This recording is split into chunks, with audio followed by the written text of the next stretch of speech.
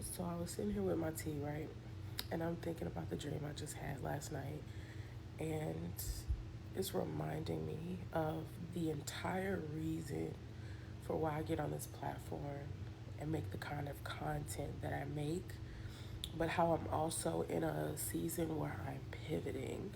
I have to pivot and I have to shift into my true calling, and that's not just about men, right? In this video, isn't even it's not even about the content, it's more about that return to love. So the revolution won't be televised.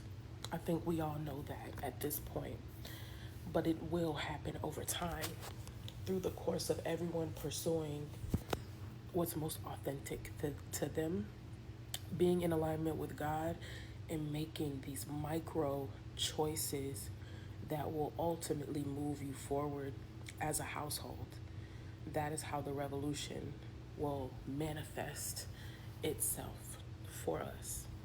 The love of people waxing cold, right? We all know the Bible says the love of many will wax cold in the last days. I'm not one to tell whether we're in the last days or not, but we can obviously see that there's a decline of love.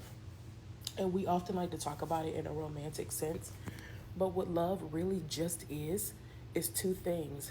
One, acknowledging someone's humanity fully and then treating them as such.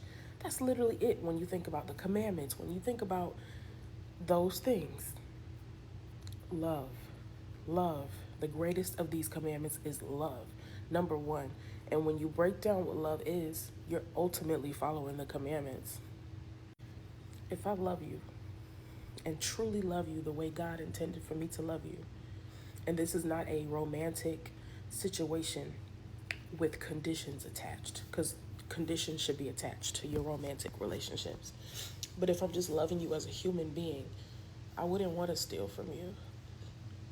I wouldn't want to sleep with your spouse. I wouldn't want to disrupt what y'all have going on. I want to honor you, uplift you, and treat you like the human being that you are.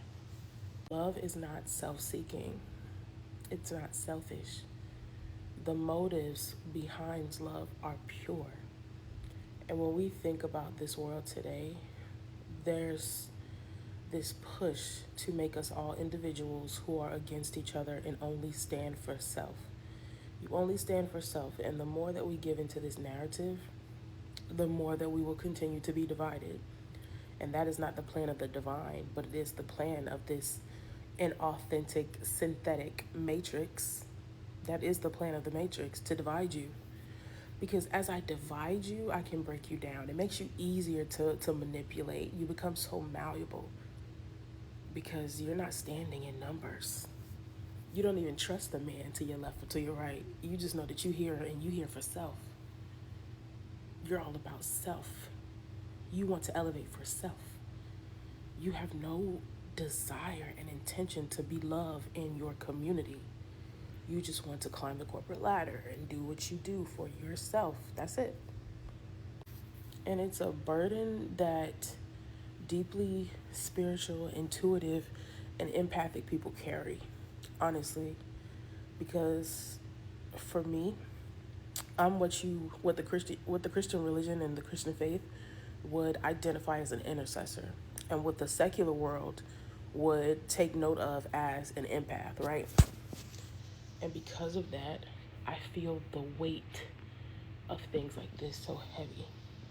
Because even when I'm in prayer or I'm in meditation, I will feel the weight of wickedness that exists in this world, and it's heavy and it's hard and it's burdensome, because it's like we should be loving, and it's easy to just say, oh, we should be loving, when there's a whole system that goes against what love really is.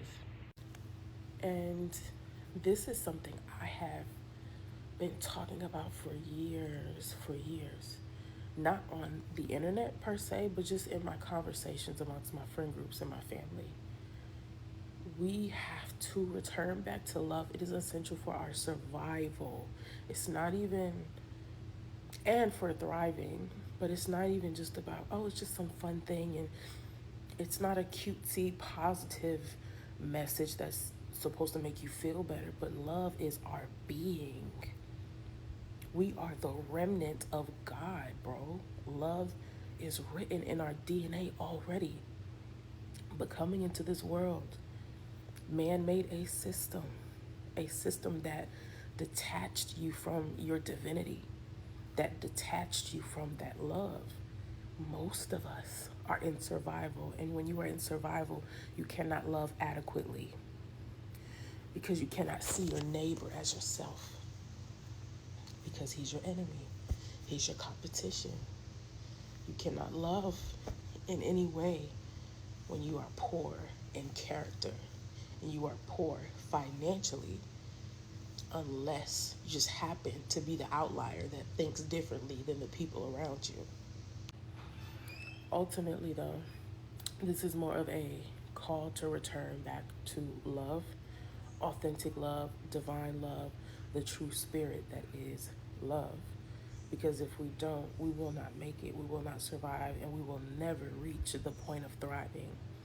The revolution will not be televised. It's supposed to happen as each of us chooses to make the decision to pursue greatness for ourselves, to decide to submit to the God of creation and to decide to follow in his likeness. That is when we will truly reach the peak of love.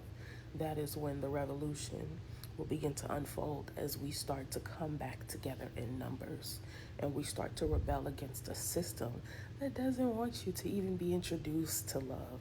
So, yeah, shalom.